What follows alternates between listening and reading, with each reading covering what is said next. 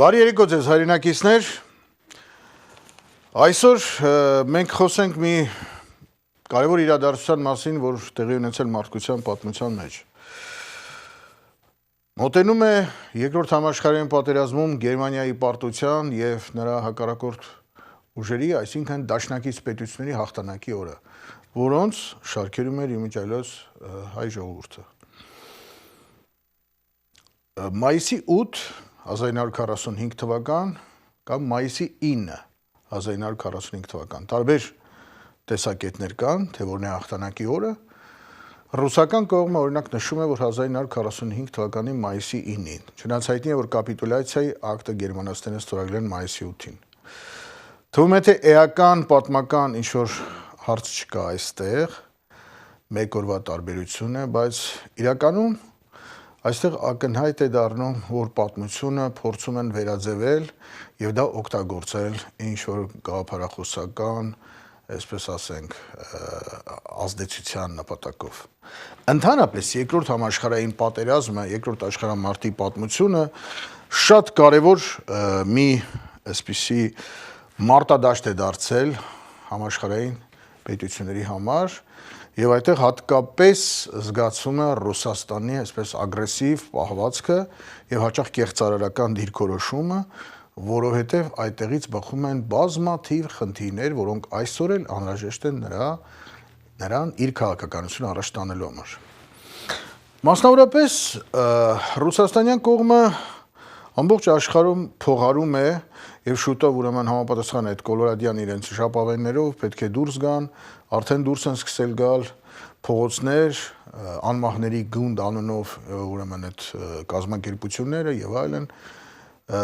ռուսական այսպես էքսպանսիայի մի նոր տարատեսակ են հնարել պատմության եւ անցյալի նկատմամբ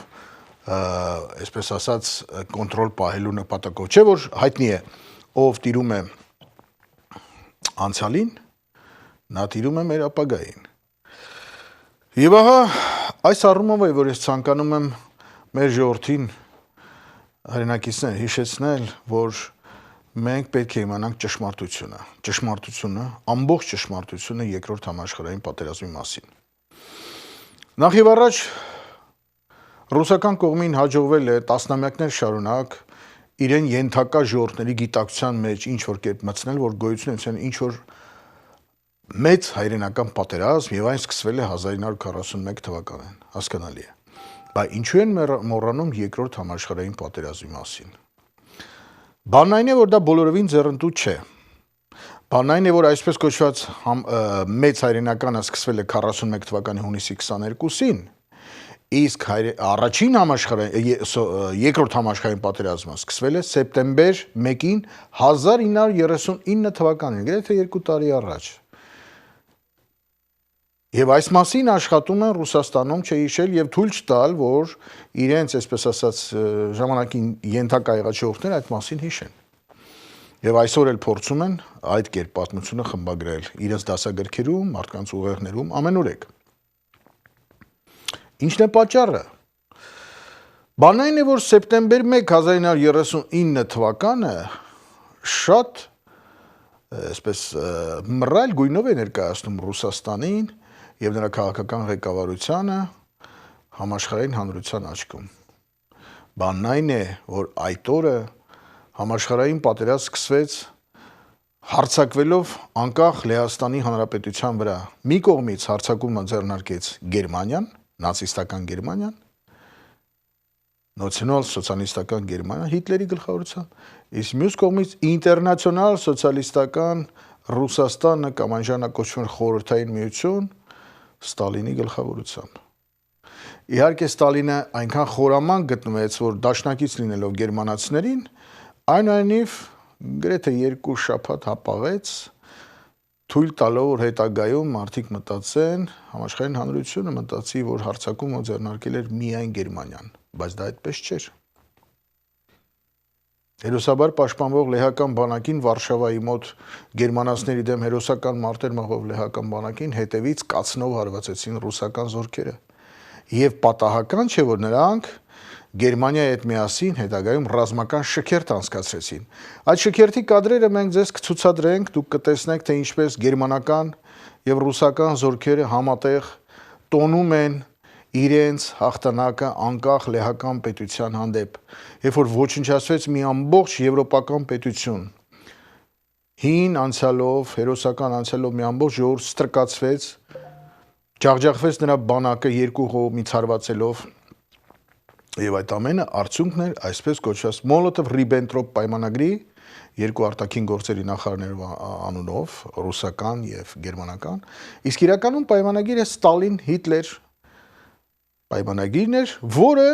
իմիջիայլոց կրկնում էր դրանից գրեթե 2 տասնամյակ առաջ փաստորեն ստորագրված ռուս-թուրքական Լենին-Աթաթուրք պայմանագիրը, որը ոչնչացվել էր մեկ այլ պետություն, մեր հարազատ Հայաստանի Հանրապետությունը, այսպես կոչված Հայաստանի առաջին հանրապետությունը, ոչնչացվել էր հենց նմանատիպ մի ահավոր դավադիր պայմանագրի հետևանքով։ Ահա այստեղ է կապը եւ այստեղ է, որ մենք փորձում ենք ձեր պատմական այս փաստերով ներկայացնել, թե ինչ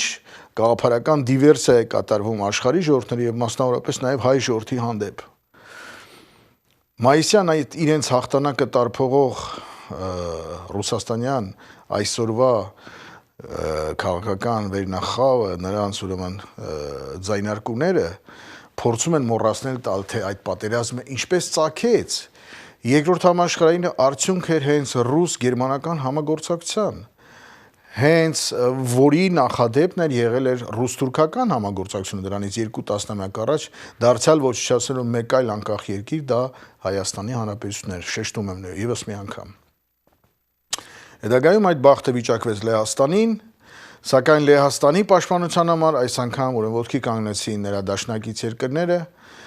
արդեն սեպտեմբերի 3-ին պատերազմ հայտարարեցին Բրիտանիան եւ Ֆրանսիան եւ դրանով սկսվեց համաշխարհային պատերազմը, որտեղ բրիտանական կայսրությունը ինքը արդեն համամոլորակային մասշտաբի կայսրություն էր,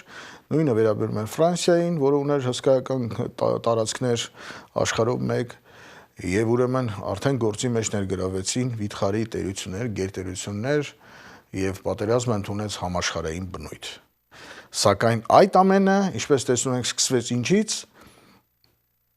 Ռուսաստան-Գերմանիա պակտից, կամ ինչպես ասում են Ստալին-Հիտլեր պակտից։ Այսպես ուխտադրուժ կերպով Եվրոպայի ժողովուրդները ենթարկվեցին գերմանա-ռուսական հարձակման, բաժանվեցին, նրանց առաջի զոհը եղավ Լեհաստանը, հետագայում այլ երկրներ դարձան զոհեր, ինչպես մերձբալթյան երկրները, որոնք ուղղակի նվաճվեցին Ռուսաստանի կողմից, եւ այլն եւ այլն եւ այլն։ Այսպես ուրեմն պատերազմի հրդեհը աշխարհով մեկ տարածվեց։ Իդեպ ռուսական քարոզչանին շարունակելով խորհրդային քարոզչանու ամենավատ ավանդույթները միշտ բողոքում է, թե գիտեք, մենք մեր վրա ենք կրել, Ռուսաստանը իր վրա է կրել ամբողջ պատերազմի ծանրությունը եւ ի վերջո դա մենք էինք, որ երկրորդ համաշխարհային պատերազմում հաղթանակը տարանք։ Այնիշ մեր դաշնակիցները, արևմտյան դաշնակիցները, այդ թվում Ամերիկան եւ Անգլիան շատ ուշ բացեցին երկրորդ ճակատը, ընդամենը 1944 թվականին բացեցին, երբ որ մենք ամբողջ համարյա պատերազմն ավարտել էինք, հաղթել էինք գերմանացիներին եւ այլն, միայն դրանից հետո նրանք մտան պատերազմի մեջ, որպեսզի դրա պտուղներից օգտվեն։ Բայց արդյոք այստեղ եւս նրանք ճիշտ են։ Իհարկե ոչ։ Բանն այն է, որ այսպես կոչված երկրորդ ճակատը բացվել էր ոչ թե 1944 թվականին, պատերազմի վերջին փուլում, այլ հենց 1939 թվականին մենք նշեցինք, որ պատերազմի ոչ թե այսպես երկրորդ, այլ հենց առաջին ճակատը բացեցին Գերմանիայի դեմ Անգլիան եւ Ֆրանսիան արդեն 1939 թվականի սեպտեմբերի 3-ին։ Ընդ որում Ֆրանսիայի պարտությունից հետո, երբ որ շնահարակ կերպով ուրեմն ջախջախվեց գերմանական բանակի կողմից, հաջորդ տարի Բրիտանիան փաստոցի միակ էր մնացել, մենակ էր մնացել, եւ նա մենակ պահեց այդ ճակատը, երկրորդ ճակատը, իրականում առաջի ճակատը, որովհետեւ չէ որ Ռուսաստան այդ ժամանակ դեռևս Գերմանիայի դաշնակիցն էր, այսինքն ստացվում է, որ Ռուսաստանը Գերմանիայի հետ միասին գտնում էր մի կողմում ճակատի գծի եւ նրանց դեմ միայնակ պայքարում էր Բրիտանիան։ Եվ հենց այդ Բրիտանիան է, որ այսպես կոչված ճակատամարտ Բրիտանիայի համար հսկայական ուրեմն այդ կամպանիայում կարողացավ վիթխարի ծանրության ուրեմն պայքար մղել եւ հասնել ի վերջո հաջողության։ Գերմանիային չհաջողվեց նվաճել բրիտանական կղզիները եւ այդ նույն ժամանակ Ռուսաստանը, որը խոսում է իբր թե երկրորդ համաշխարհային պատերազմի իր ավանդի մասին, մոռանում է, որ եթե Բրիտանիան պարտվեր, Գերմանիան դառնում էր հաղթող պետություն, եւ դեռ հայտնի չէ դրանից հետո գերմանա-ռուսական հարաբերությունները հավանական է նորից պատերազմից միջև կծագեր, ինչ կլիներ Ռուսաստանի բախտը։ Իսկ որ դա շատ փայլուն չէ լինի, երևում է հետեւյալ մի շարք իրողություններից, որոնց մասին ես ձեզ կարող եմ ծանոթացնել։ Տեսեք, նախ ասենք, որ Ռուսաստանը այն ժամանակ, երբ որ բրիտանացիները միայնակ պայքարում էին Գերմանիայի դեմ, այդ նույն Գերմանիային ռազմավարական ուրեմն նյութեր էր մատակարարում, նավթ, բամբակ, այսպես վառելանյութ, տարբեր տեսակի ցորեն եւ այլն, առանց որի անհնար էր, որ Վերմախտը պայքարեր եւ Լյուֆտվաֆեն եւ մնացած ուժերը գերմանական։ Արդեն ասացինք, որ Լեհաստանը նրանք միասին համատեղ էին կիսել, ընդ որում ոչնչացրել էին լեհական պետությունը, ժողովրդի մի զգալի մասը ուղղակի ոչնչացրեցին ֆիզիկապես, զինված ուժերը ընդհանրապես գենոցիդի ենթարկեցին, սպայակազմը հատկապես Լեհաստանի բանակի,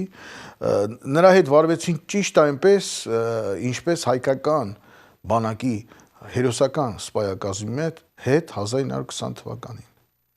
Երբ որ ձմռանը նրանց ուղղակի ոտաբոբիկ քշեցին հատուկ հենց Բաքվի միջով, Հայաստանից քշեցին դեպի Ռուսաստանի խորքերը, կոնցլագերները։ Կոնցլագերներում ռուսական գուլագի կոնցլագերներում 39-40 թվականից սկսած հայտնվեցին Եվրոպայի նվաճված երկրների բազմաթիվ ժողովուրդների, բազմաթիվ պայքարող ներկայացուցիչները, իհարկե նրանք համադրվեցին նաև խորհրդային մարդկանցով, որոնք ընդվզում էին այդ ժամանակվա ահավոր ռեժիմի դեմ Ռուսաստանի։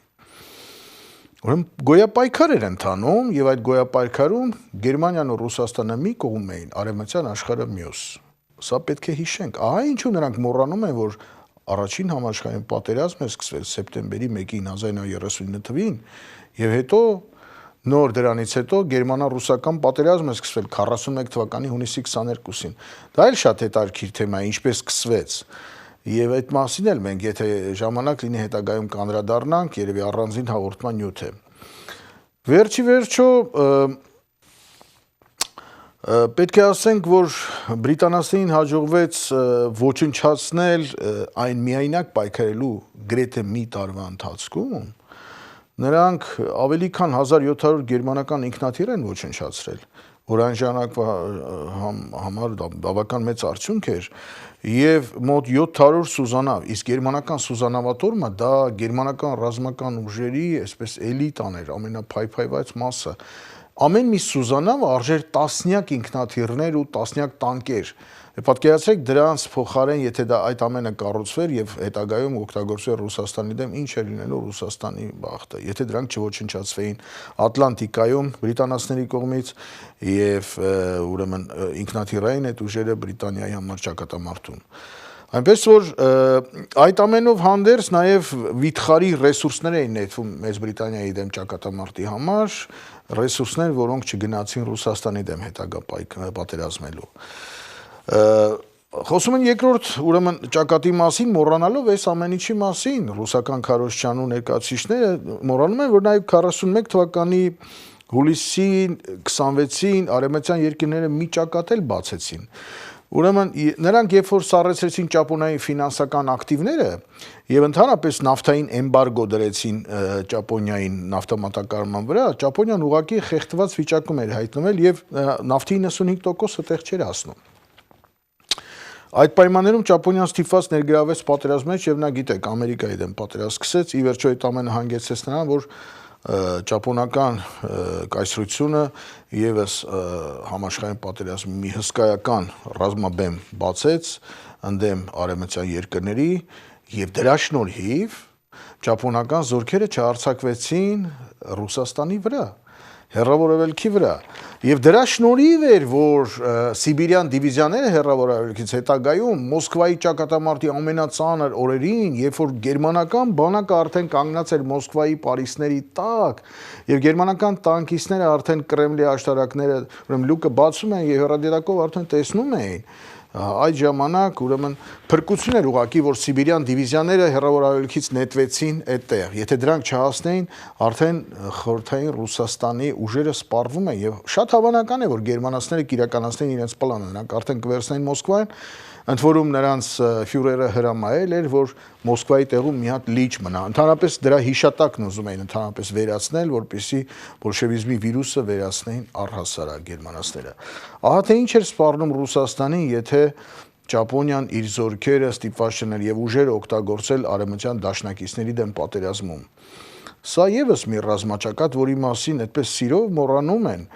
մոռացկոտ ուրեմն ռուսական քարոզչանու ներկայացուցիչները, որպեսզի այս ամեն ինչի նպատակը ինչն է, որպեսզի այսպես թոզ փչեն նախկին ենթակա եւ հիմա էլ ուրեմն քարոզչական ազդեցության տակ գտնվող ռուսական մշակույթի եւ քարոզչանու ենթակա տեղեկատվական պայքարի ենթարկա ժողովրդների աչքերին ապացուցելով, որ միայն Ռուսաստանն է, որ աշխարհին բերեց խաղաղություն, ուրեմն համաշխարհային չարիքի դեմ հաղթանակ տարավ, որ նա է միայն իրենց կարող է պաշտպանել, հասկանում եք, հեռագնա նպատակներ կան բազմաթիվ եւ իրենց կերպարը այդպեսին ներկայացնել, իսկ իրական կերպարը շատ սարսափելի է, շատ վատն է եւ ամենևին էլ այն չէ, ինչ որ իրենք ուզում են ներկայացնել։ Եվ մենք ուզում ենք մեր ժողովրդին, հատկապես հայերին, բացատրել, որ իրականությունը այն չէ, ինչ որ ներկայացվում է եւ կարիք չկա հավատալ այդ բոլոր ստերին եւ ամենևին էլ ռուսական օրհնված սապոգը չէ, որ Հայաստան մտնելով հայ ժողովրդին փրկել է։ Հակառակը, եթե նա չլիներ, գուցե հայ ժողովուրդը շատ ավելի մեծ հաջողությունների կհասներ, եթե հավատար իր ուժերին եւ այն զորքերը, այն ռեսուրսները, այն զենքը, այն վիթխարի գումարները, որ տրամադրել է ռուսական կայսրությանը, օգտագործել իր սեփական զինված ուժերի ուրեմն պետականության կերտման համար 100 տարի կամ ավել շարունակ ուրեմն իմացեք, որ մենք ունենանք այսօր մի հսկայական ու հզոր Հայաստան։ Հզոր, որովհետև արևմտյան քաղաքակրթությունների հետ դաշնակից եւ նրանց հետ համագործակցող պետությունները այսօր տեսնում ենք նույնիսկ փոքր տարածքով Սինգապուր կլինի, թե Հոնկոնգ կամ Թայվան եւ այլն, նրանք շատ ավելի զարգացած են, ինչ է նրանք ռուսական գաղութներ են եղել կամ ռուսական փրկությամբ են այդպեսին դառը, իհարկե ոչ, կամ հարավային Կորեան եւ այլն, բոլորովին հակառակը։ Տեսնում ենք այդ նույն Կորեան հյուսիսային մասը, որը ռուսական ազդեցության է, այժմ էլ նաեւ ռուս-չինական ազդեցության տակ է, տեսնում եք մի բուռ ցորեն են ստանում կամ բրինձ են ստանում, կներեք ուրեմն ժողովուրդը, ասենք մինչեւ այժմ ինչ վիճակում է գտնում նրա ժողովուրդը, եւ տեսնում ենք հարավային Կորեան, որ համաշխարհային ուրեմն այսպես ասիական վագրերից մեկն է համաշխարհային մակարդակի ուրեմն տնտեսություն ունի, այդ թվում նաեւ էլեկտրոնային, ավտոմոբիլային եւ այլն։ Սրա մասին է խոսքը եւ այս տեղեկատվությունը համաշխարհային պատերազմի եւ նրա հաղթանակի եւ մնացած հարցերի վերաբերյալ հենց այնպես չի ձեզ տրվում, հայրենակիցներ,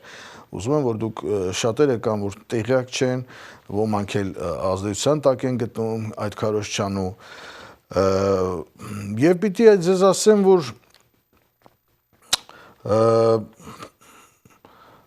Կուրսկի ճակատամարտի ժամանակ երբ որ իսկապես գերմանա-ռուսական հակասությունը ուրեմն պատերազմական կարող էր, այսպես եզրի վրա էր, կարող էր եւ այն կողմը թեքվել եւ այն կողմը էլի նորից օգնության հասան արևմտյան երկրները։ Նա մասնավորապես նրանք ներխուժեցին Սիցիլիա կղզին, այնուհետև սկսեցին Իտալիայի ազատագրման գործողությունը, հետո Իտալիան ընդհանրապես դուրս եկավ պատերազմից եւ փաստորեն սա եւս մի վիթխարի օգնություն, որովհետեւ գերմանական այն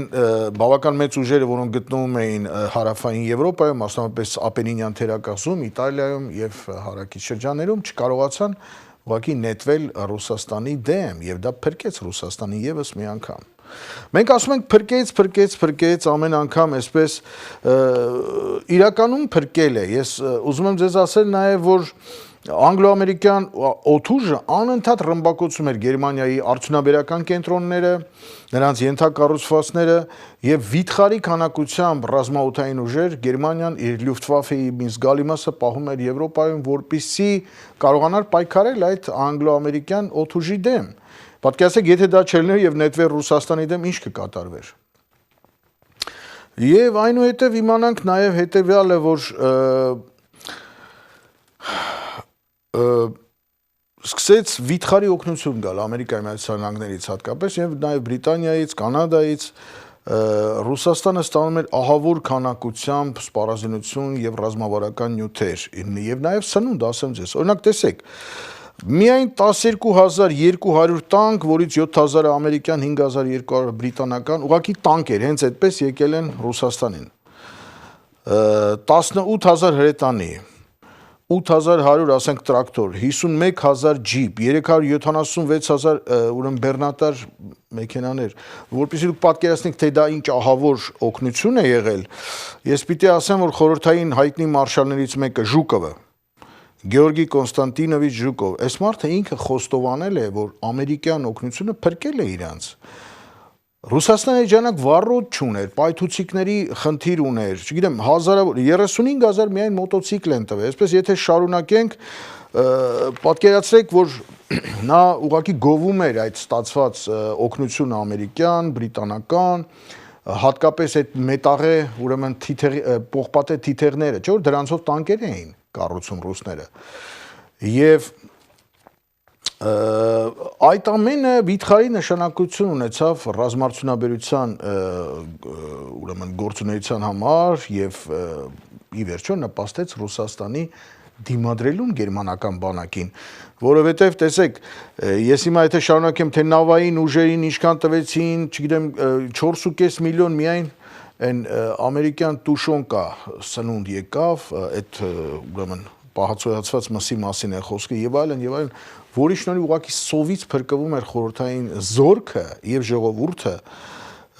Բազմաթիվ տվյալներ կան, որոնք եթե թվային ներկայացնենք, այսօր ուրեմն կարող է չավարտվել այս մեր հաղորդումը, ուրեմն ավտոմատ հրացաններ եւ այլն, բայց ուզում եմ ձեզ ասել հետեւյալ ուրեմն համեմատությունը, որ հասկանանք ռուսական բանակի զորության մասին։ Տեսեք, երբ որ գերմանացիները հարձակվեցին Ռուսաստանի վրա, 41 թվականի հունիսին այդ հարձակումը տեղի ունեցավ։ Իմիջիայլոց շատ հավանական է, որ ռուսները հարձակվեին Գերմանիայի վրա։ Պլանը այսպիսին էր Ստալինի։ Ուրեմն գերմանացիները զբաղված են Բրիտանիայի դեմ պայքարով։ Բերլինում մնացել է մենակ ֆյուրերի, այսպես ասենք, լեյբ տիկնապահ, ուրեմն զորամասը, ամբողջ գերմանական բանակը իր պլանով, այսպես եմ մտածում, արդեն զբաղված է արևմտյան ուրեմն կողմերում պատերազմելով, եւ ռուսական բանակը հանկարծակի իր դաշնակից իրենց սովորությունն է, չէ՞, դաշնակիցներին խփել։ Օրինակ լեհերին նրանք չհարձակման պայմանագրի պայմաններում հարվածեցին։ Այդ պայմանագրի մինչև 45 թվականի դեկտեմբերը գործունեություն ուժի մեջ էր լեհ-ռուսական, բայց ինչի մասն է խոսքը ընդհանրապես։ Այսպիսի ուխտադրիչ ուրեմն չգիտեմ, մոնղոլա-թաթարական են հին բարքերով առաջնորդվող երկիր է եղել եւ մնում է ցավոք սրտի, մենք տեսնում ենք Հայաստանի այսօրվա վիճակից։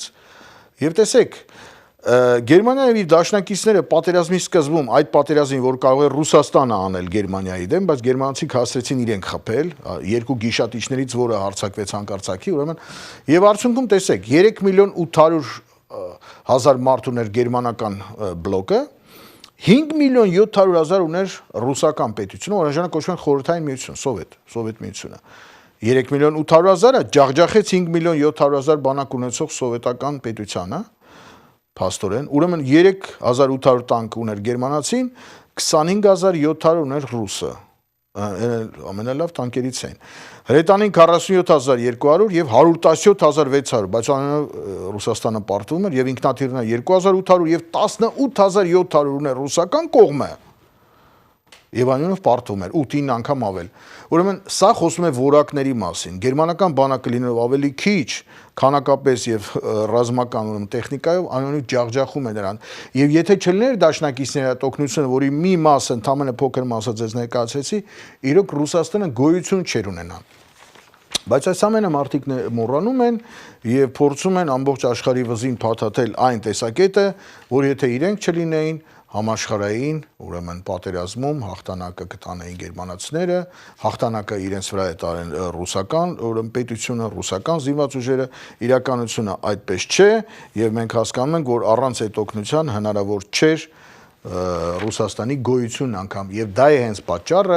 որ նրանք իդեպ, սա շատ կարևոր տնտեսական տվյալ է, ստիպված եղան 44 թվականին ընդունել, որ համաշխարհային վալյուտան դոլարն է։ Հենց այնպես ռուսները սա չէին անի, ուրեմն սա շնորհակալություն էր։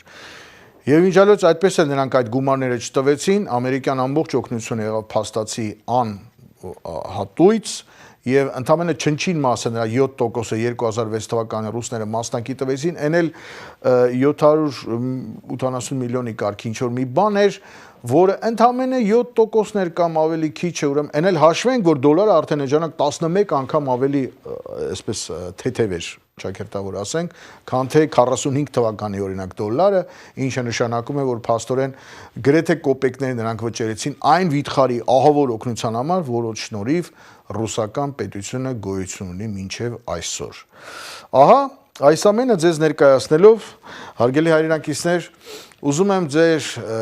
տեղեկատվությունը ավելի հարստացնել, ձեր աշխարհայացքը ավելի ընդլայնել եւ ասել, որ մենք պիտի սա հասկանալով հավատ չընծայենք այն առասպելներին, այն միֆերին, թե ռուսական անհաղթ պետությունը, չգիտեմ, նա աշխարհում չգիտեմ ինչեր է անում կամ ինչեր կանի, ոչ մի բան չի անելու, չի արել եւ հիշենք, որ մենք 1919 թվականի մայիսի 28-ին, սրանից 100 տարի առաջ, այ մոտենում է 100-ամյակը մայիսի 28-ին, հռչակել ենք մեր Միացյալ Հայաստանը։ Միացյալ Հայաստանի հռչակագիրն ենք տվել, որով մեր երկիրը հռչակել ենք Միացյալ Պետություն, բայց այդ Միացյալ Պետությունը չկարացավ, որտեղ մյուս տարի ռուս-թուրքական բլոկը սկսեց ներսից ուրեմն դավադրություններ, թուրքերի, բոլշևիկյան ագենտուրայի, ինչպես հիմա 5-րդ շարասյունը Հայաստանում գործում է իրենց, այսպես նրանք ամեն ինչ արեցին, որ մեր պետությունը ոչնչացնեն։ Եվ կարևոր դեր է խաղում պետությունների դեմ այսպիսի պատերազմները նաև գաղափարական ուրեմն դիվերսիան։ Ահա սրա դեմն առնելու համար է, որ ձեզ տալիս եմ ճշմարտությունը, որպեսզի հասկանանք, հավատանք մեր ուժերին, իմանանք, որ մեր ժողովուրդը ինքը կարող է պայքարել, այո, այդ հանրապետությունը մենք ստեղծեցինք ի հեճուկս Թուրքիայի եւ ի հեճուկս Ռուսաստանի, որոնցից մեկը հարձակում էր մեր վրա, իսկ մյուսը ընդհանրապես գոյություն էր տարածաշրջանում չկային, ռուսները ընդհանրապես չկային, եւ մենք մեր հաղթանակները թուրքական հզորագույն բանակի դեմ, աշխարհի հզորագույն բանակներից մեկն էր, տարել ենք հենց Ռուսաստանի բացակայության պայմաններում։ Սա հիշենք եւ հասկանանք, որ այդ իրադրությունը նորից կարող է ստեղծվել։ Պիտի պատրաստ լինենք դրան։ Եվ եթե մենք հավատ ընծայենք այսպիսի կեղծ գաղափարների ստերի, ուրեմն չենք կարողանալու անկախ հզոր հայկական պետականություն կերտել եւ ունենալ սեփական զինված ուժեր, որոնք կպայքարեն մեր ժողովրդի ուրեմն ապագայի համար։ Ահա սրան են ձգտում մեր հակառակորդները եւ սրա մասին է, որ ես զգուշացնում եմ ձեզ։ Առայժմ այսքանը կուզեի ձեզ ներկայացնել, հարգելիներս, եւ մաղթում եմ ձեզ ամենայն բարիք։